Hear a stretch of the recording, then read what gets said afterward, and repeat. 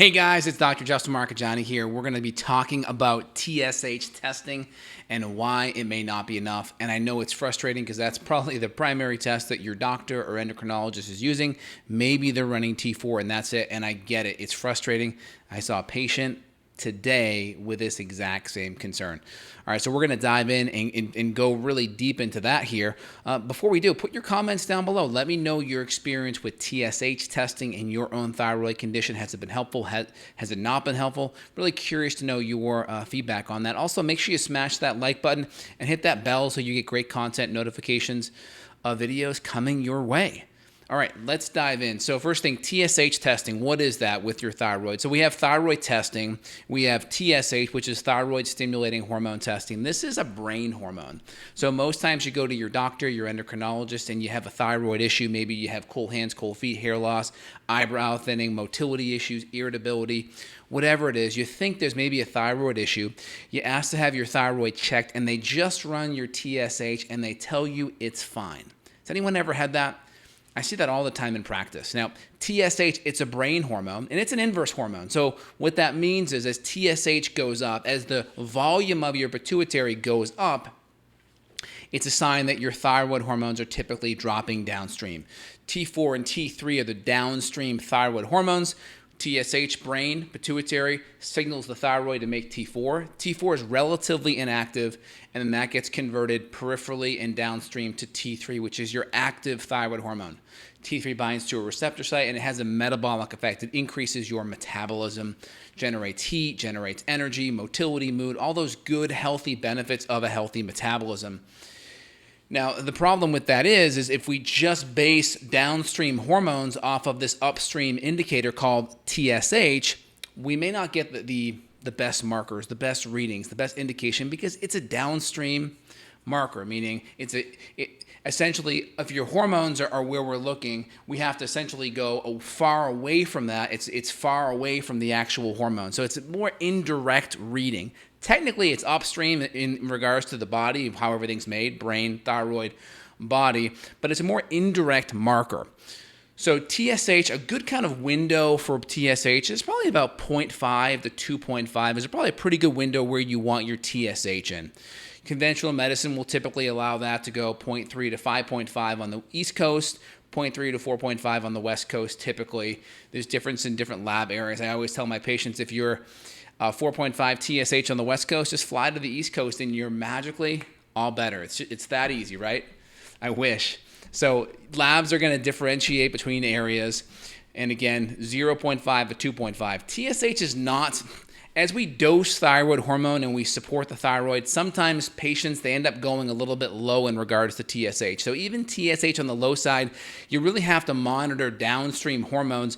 I've seen patients with still relatively low thyroid hormone and relatively low TSH. That is possible, and it could be because of stress, because of inflammation, autoimmunity, they don't have a thyroid. It could be because of insulin resistance, cortisol issues. So we try to fix all of the other underlying issues that may predispose TSH issues as well, right? Low calorie stuff, blood sugar imbalances, inflammation.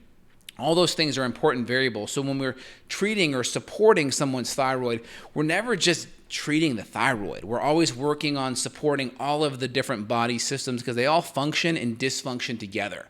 So TSH, that's your brain hormone. As we support the thyroid's hormone levels, the problem is your peripheral tissues throughout the body, right? Every receptor on the body has some sort of docking binding station for a thyroid hormone. You're not getting a good measurement of what the tissues in different parts of the body are based on your brain hormone, your TSH. So I always give this analogy. It's like trying to go outside and figure out what the temperature is by touching the sidewalk. The sidewalk will always be hotter. The pituitary receptors for thyroid hormone are always going to be a little bit more sensitive to thyroid hormone. So you may be touching the sidewalk, it's really hot, but you may not get as much of it. You may be off by 20 or 30 degrees based on where you are down the street or where you are a couple of miles away, right? So you could have peripheral thyroid tissue throughout the body that's actually a little bit lower, but it's testing higher in the brain. Therefore, your TSH looks better. And so conventional medicine and endocrinologists, they typically base their thyroid dosing off of TSH alone. And we know this is kind of antiquated because we can actually test hormone levels. Like, why are we just using TSH? And I think there's just a lot of antiquated teaching through residency programs and medical schools. It takes 20 or 30 years for things to get updated in kind of a best practices paradigm.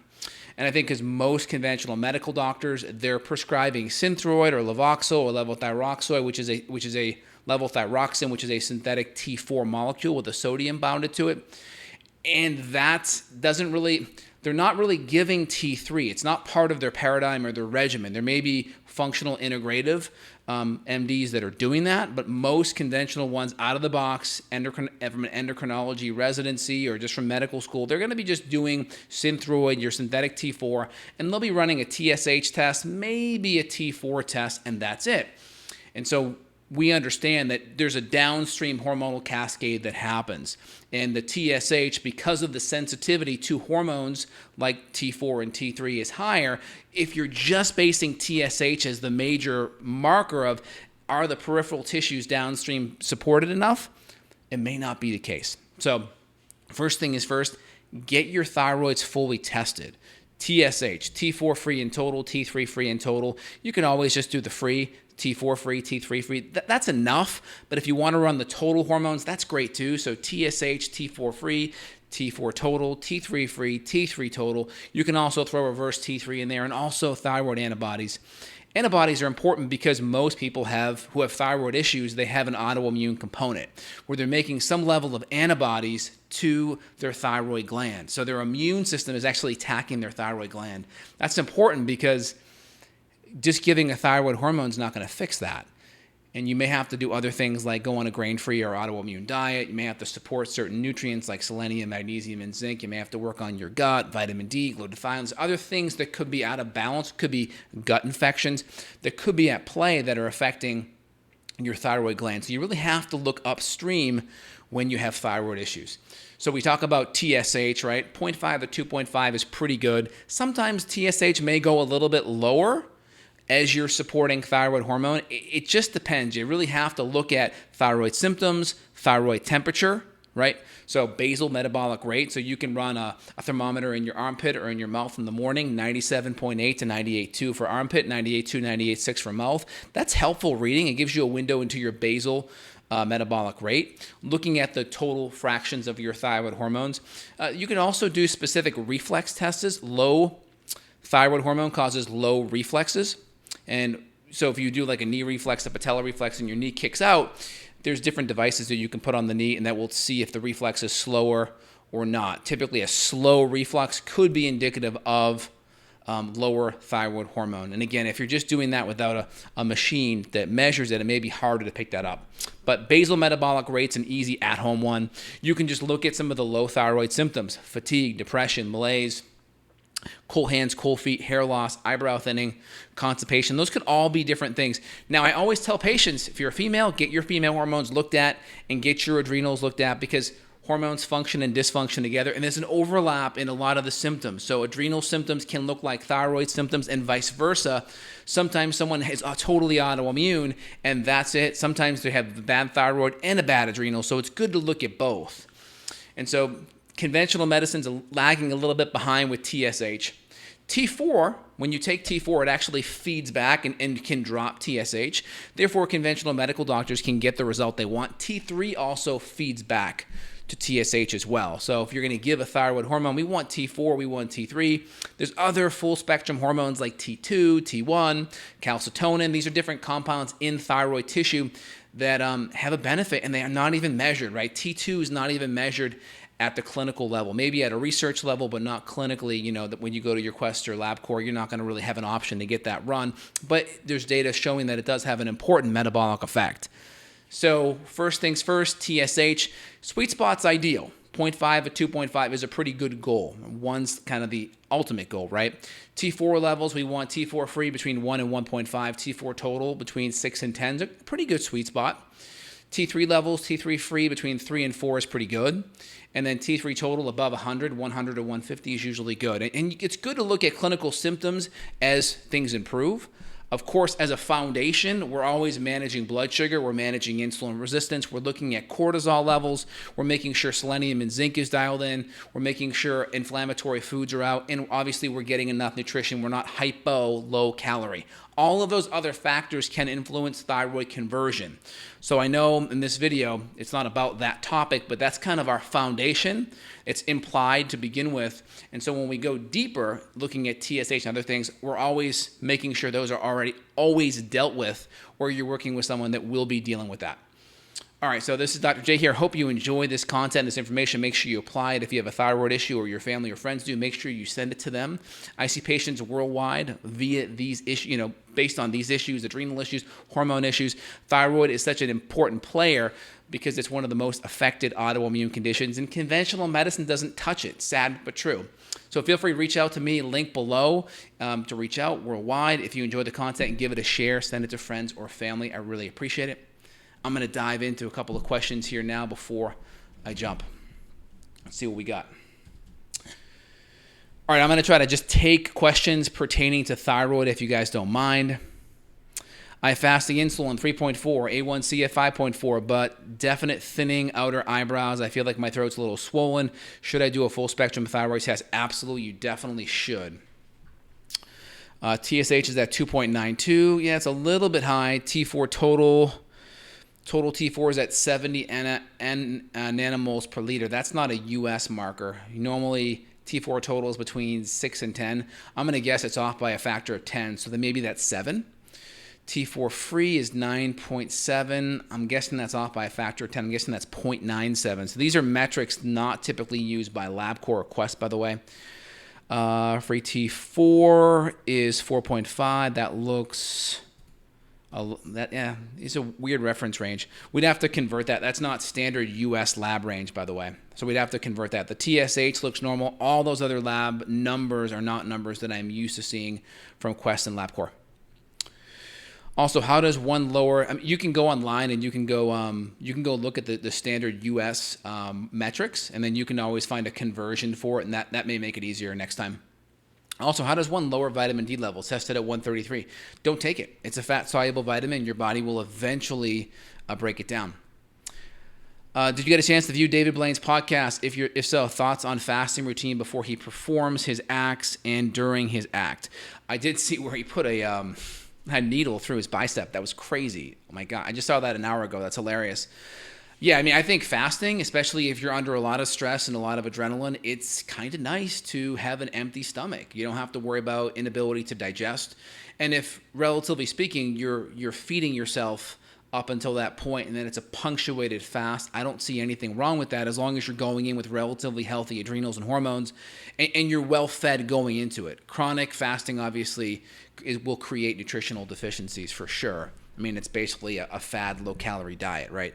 If low-calorie diets worked, right, they were so common in the 80s and 90s, we wouldn't, you'd be hearing lots of success stories, but we know they actually damage your metabolism. So fasting could be considered a fad diet, but if you're using it in a punctuated fashion and you have a good diet 99% of the time and you go into a fast for a short period of time with the goal of upregulating cellular autophagy and recycling proteins and increasing telomeres and helping to increase stem cells, a punctuated fast can be very beneficial.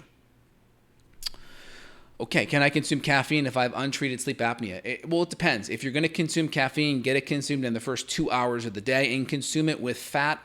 Fat time releases caffeine. So what does that mean?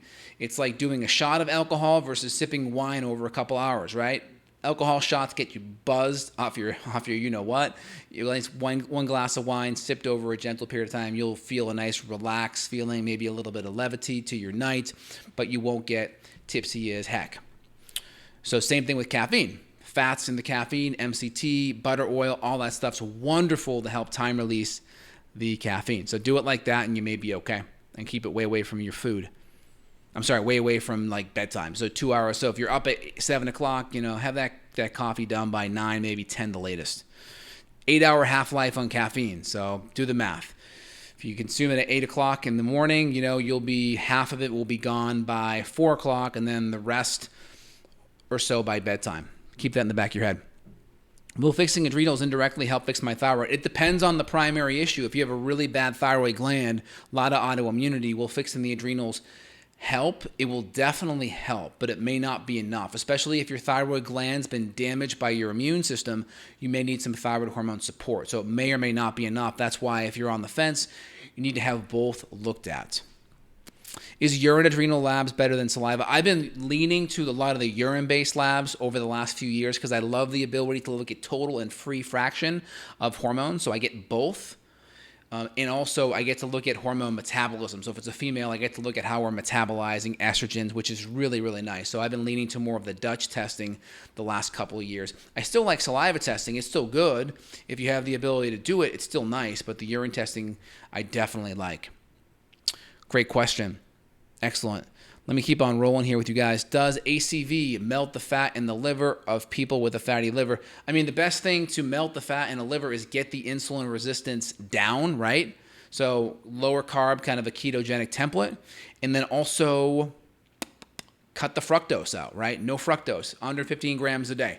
Fructose, when overconsumed and when insulin resistant, you're going to store it in the liver, and it's going to create a non-alcoholic steatotic hepatitis, NASH, non-alcoholic liver, fatty liver.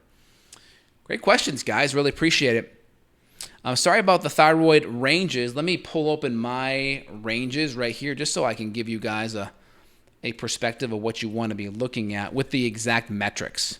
I gave you the numbers in the ranges. Let me give you the exact metrics, though. That way you guys have that, okay? Okay, I got my little sheet that I keep in all my patients' folders so I can chart some of these things. All right, my Excel sheet is coming up now. Okay, here we go. All right, yeah, so TSH is going to be MU per ml. Total T4 is going to be mg per dl. Free T4 is going to be ng per dl. Total T3 is ng per dl. And free T3 is PG per ml. Also, two awesome markers to look at regarding thyroid is total T3 over reverse T3. Total T3 over reverse T3 kind of gives you an ability to look at active versus, or I should say, all of your thyroid versus your inactive T3. We want to be about 10 to 14 times more thyroid hormone than inactive thyroid hormone. And we want to, essentially our free T3 to be 20 times to 30 times more active than our inactive thyroid hormone. That's our free T to reverse T3. We want 20 to 30 is a pretty good sweet spot on that. Yeah, I saw a lot of picomole markers there, so hopefully that helps. Oh, GI Clear 2 has been out of stock. It's been 2 weeks, not on the H. pylori protocol. Is that okay? Yeah, that's okay. That's all right. Not a big deal. We can always get you out mastic gum, Riley. In the meantime, I just got a email from my manufacturer. The raw material has come in yesterday, but we are doing independent analysis on it to make sure purity and potency is there, because we don't want to recommend a product to any patient that's not going to have a therapeutic benefit. So we got to test all of it to make sure it's clean, no excipients, no mold, no heavy metals, no lead, no crap. And you obviously buy it from like the highest quality source, so you know it's quality. We had some mastic issues during the middle of March when the Rona was going on. All right, guys, I hope you guys enjoyed today's content, and I will be back tomorrow morning here. What's today? Is today Wednesday or Thursday? It's Wednesday. So I'll be back probably tomorrow and Friday. So look for more content coming your way. If you enjoy it, comment down below. Really appreciate it. And write me a review on iTunes. Really appreciate that too. justinhealth.com/iTunes. iTunes. That would be phenomenal. All right, guys, have a phenomenal day. You take care, y'all. Bye now.